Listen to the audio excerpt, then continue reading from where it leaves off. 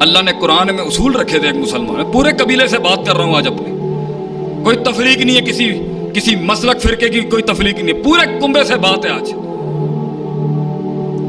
کہ اللہ نے کان آنکھ دیے تھے کہ دل اور عقیدے اور نظریوں سے اس کا تعلق ہوتا ہے، یہاں سے گزرنا ہوتا ہے باطل، اور ہم نے ایسے چھوڑ دیا اپنے آپ کو کہ کچھ رنگوں کو دیکھ کے انسان خراب ہو سکتا ہے، کن الفاظوں سے انسان اندر سے اس کی فطرت خراب ہو سکتی، فرق ہی نہیں پڑا کسی، اور وہ جمع ہو کے اللہ کہہ رہا ہے فَإِذَا فَرَغْتَ فَانصَبْ إِلَىٰ رَبِّكَ فَارْغَب، جب آپ تھک جائیں کام کر کے، جب دنیا کی روش میں آپ جا رہے ہیں اور ڈینٹ لگ رہے ہیں آپ کے نظریے کو، قافلہ چلے گا ڈینٹ تو پڑیں گے، ان کی بستیوں میں جائیں گے تو اثر تو آئے گا، بلکہ اسی پر ایک درس ہونا چاہیے کہ ہر نبی صلی اللہ علیہ وسلم کلہم، ان سب کے اوپر اجمعین بھیڑ بکریوں کے چروائے کیوں تھے، راع الغنم، اونٹ کیوں نہیں ملا ان کو؟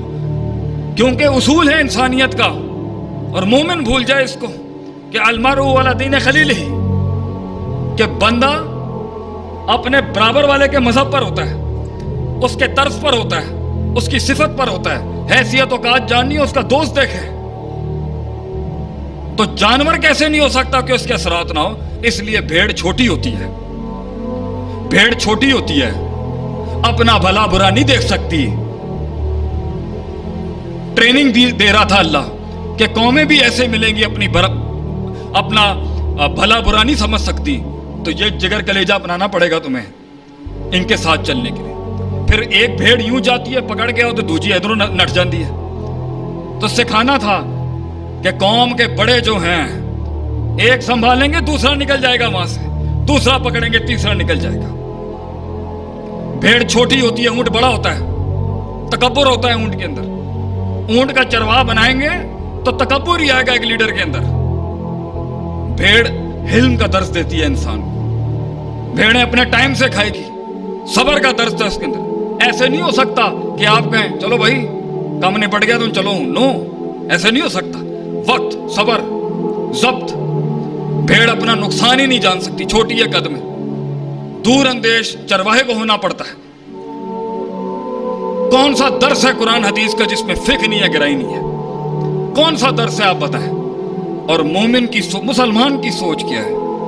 فلاں جگہ کے ویزے، فلاں کے ٹھپے، منکر ہم کسی چیز کے نہیں ہیں، مگر کہیں پر بھی جاتا ہے تو نہ مروب ہوتا ہے نہ مغلوب ہوتا ہے، نہ فرعون بنتا ہے نہ بنی اسرائیل بنتا ہے، نہ تکبر کرتا ہے نہ حسد کرتا ہے، نہ افراط ہوتی ہے نہ تفریط ہوتی ہے، نہ متساہل ہوتا ہے نہ متشدد ہوتا ہے، اور ہر مسئلے کے اندر اس کی ایک کلی سوچ ہوتی ہے اور ایک جزوی سوچ ہوتی ہے کہ میرے جزوی بات سے میرا کل خراب نہ ہو جائے قوم کا، اور میرے کلی معیار سے کسی کا جزوی مسئلہ خراب نہ ہو جائے۔ اتنی گہری قوم جس کی بنیاد ہی اقرا کے لفظ سے شروع ہوئی ہے،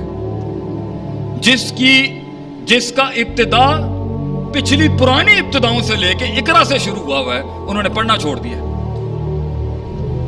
علم الانسان ما لم، علم کا پورا مصداق ہے سورہ علق کے اندر، بلکہ آدم علیہ السلام کی تخلیق کا جو باب ہے سورہ بقرہ میں، محض پڑھنا پڑھانا۔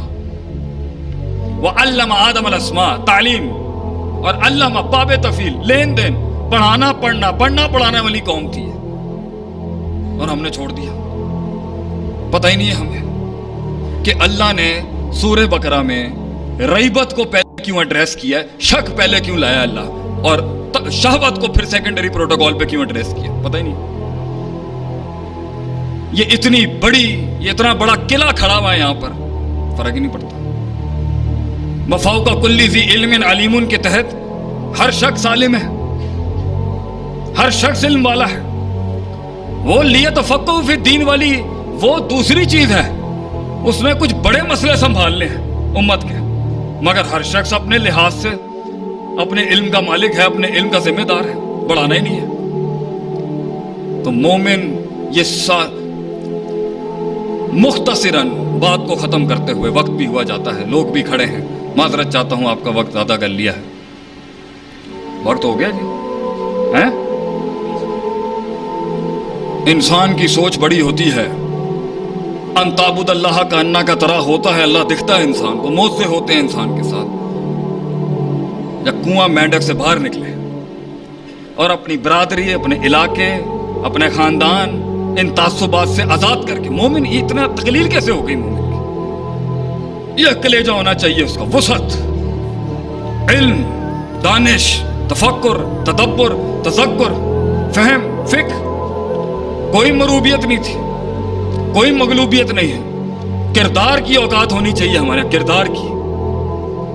ان یعنی جو اکرمکم عند اللہ اتقاکم ہے، اللہ کے نزدیک تکریم اس کی ہے جس کا تقوی ہے. اور تقوی کو ہم نے سائیڈ میں کر دیا. اور تقوی والے بھی اگر تزکیے سے، علم والوں میں بھی اگر تقوی اور تزکیہ نہ ہو تو اس پر تو زیادہ اس کے اوپر سخت طریقے سے اترنا چاہیے معاملہ. تو میرے بھائی دور سے دیکھیں چیزوں کو اور جزوی لحاظ سے پاس آ کے بھی دیکھیں. آج اگر زندگی کے اندر میں لاہور میں ایک علاقے میں گھوم رہا، نیا ادارہ کھولا تھا میں نے، اور میں پیسے نہیں مانگنا چاہتا تھا کسی سے. تو ڈیفینس میں رہائش تھی بھائی کی، وہیں پہ گاڑی گھما رہا تھا. میں ایک دن ویسے ہی رو پڑا اللہ کے آگے. وہ حضرت نوح علیہ السلام یا موسیٰ علیہ السلام کس کی دعا ہے مجھے یاد نہیں آ رہی، میں گناہ بڑھ گئے ہیں، حافظہ کمزور ہو گیا کہ اللہ تو نے ان کو مال دولت اس لیے دیا کہ یہ ہمارے رستے روک دیں. تو میں سوچ رہا کیا کیا سلطنتیں بنائی ہوئی، ریاستیں لوگوں کی، ماشاءاللہ اللہ مبارک کرے جی سب کو. اگر رضا بالقلیل ہو جائے نا، میں اپنی بات کرتا ہوں، رضا بالقلیل ہو جائے اور ہمیں پتہ ہو کہ اتنی قوم بچانے کے لیے کتنے مفکر کھڑے کرنے ہیں، تو کاش ہم یہ حویلیاں کوٹھیاں نہیں کھڑی کرتے اور لگا دیتے سب کچھ. اور تھا پہلے مسلمانوں میں یہ، ان کے ہدف مختلف تھے. کنبہ بچانا، امت بچانے والی سوچ تھی. جہاں انفرادیت آئی اور اجتماعیت بالکل سائیڈ میں ہو گئی، تو پھر اپنی دو اینٹ کی تو بننی تھی نا. کلو حزب بما لدیہم فرحون کے تحت میں اپنی ذات سے نکل کے آپ کا ہو ہی نہیں سکا کبھی، اور آپ میرے نہیں ہو سکے. اور آ گیا بھیڑیا باہر سے کھا کے اندر گھس کے. اب ہمارے ہی طرز، ہماری ہی زبان، ہمارے ہی لباس، ہمارے ہی کورز میں، ہمارے اندر ہی لا الہ الا اللہ ولا الہ الا اللہ والی پارٹی بیٹھی ہوئی. ہم سے بات کرتے ہیں ہماری زبان میں، ہم سے کلام کرتے ہیں ہماری زبان میں، اور ہم تفریق ہی نہیں کر سکتے کہ گچ مچ کتنا ہوا ہے معاملہ. لا یعرفون، جانتے ہی نہیں ہیں ہم لوگ معروف من المنکر اور منکر من المعروف. مومن تو وہ ہوتا ہے جو حق باطل کی تفریق کر سکتا ہے چیزوں کے اندر کہ یہ کیا ہے اور وہ کیا ہے. مگر یہ دور دیکھیں کیسا ہے کہ میں نے ابھی امریکہ کے اندر ایک ڈیبیٹ دیکھی، ایک مناظرہ سنا، اور اس میں گورا حافظ ابن حجر اسقلانی کی ایک کتاب کے اندر سے اغرافی پہ بحث کر رہا ہے. میں کہا اللہ بھائی ہیں، ایک تہذیب و تہذیبی بچی تھی، اس پر بھی ہاتھ ڈال دیا انہوں نے. تو کل کو تو مجھے لگ رہا ہے انہوں نے فتح الباری کے پیچھے نہ پڑ جائیں کہیں، کل کو خود شرح نہ لکھ دے کہیں، اور لکھ رہے ہیں بہت بیٹھ کے وہاں پر. تو ہمیں تو کلی لحاظ سے، جزوی لحاظ سے، قومی لحاظ سے، صوبائی لحاظ سے، انفرادی لحاظ سے، اجتماعی لحاظ سے، روحانی لحاظ سے، جسمانی لحاظ سے، اسی بات کے اوپر ہی صرف یہ درد ہی تو تھا جس نے میدان میں کھڑا کیا. میں کیسے دیکھ لوں یہ سب کچھ ہوتا ہوا، لیکن پھٹنا پھاڑنا سب کو ہے، کلام سب کو کرنے کا شوق ہے، مگر بیج بن کے دفن نہیں ہونا کہ میں لگاؤں 8-10 سال گمنامی کے تو کہیں پھر نام آئے گا. میں انتظار کر لوں کہ بڑے بیٹھے ہیں اوپر، وہ جانتے ہوں گے، وہ زیادہ سمجھتے ہوں گے. ہم تو جمعوں سے بھی اس لیے فرار ہیں کہ ابھی بڑے قداور لوگ بیٹھے ہیں، ہماری حیثیت نہیں ہے بات کرنے کی. وہ بہتر سمجھتے ہوں گے معاملات کو، اور اگر نہیں ہیں تو ٹانگیں کھینچ کے حق کھینچنا یہ مومن کی روش ہے. تیرا نبی تو چھوڑ کے چلا گیا میرے یار سب کچھ، دے کے چلا گیا قوم کو سب کچھ، اور ہمیں اللہ رسول نہیں چاہیے ابو بکر صدیق کی طرح. وہ پوچھا کیا لے کے آؤ، کہہ رہے میں گھر میں اللہ رسول چھوڑ کے ہیں، میں یہ چھوڑ کے آؤں گھر میں، اور ہمیں پڑی ہوئی بچے کیسے پلیں گے، یہ کیسے ہوگا. کریں، نظر رکھیں. میں اونٹ باندھنے کے خلاف نہیں ہوں، لیکن توکل علی اللہ بھی ہے، روحانیت بھی ہے، تعلق باللہ بھی ہے، اور اونٹ باندھنے میں زمینی حقائق بھی ہے، اسٹریٹجیز بھی ہے. اللہ تعالیٰ ان سب کہی سنی باتوں کے اوپر جو میں نے غلطی کی ہے مجھے معاف فرمائے. جو حق تھا وہ کل بھی اسی طرح پاک صاف تھا. وآخر دعوانا الحمدللہ رب العالمین.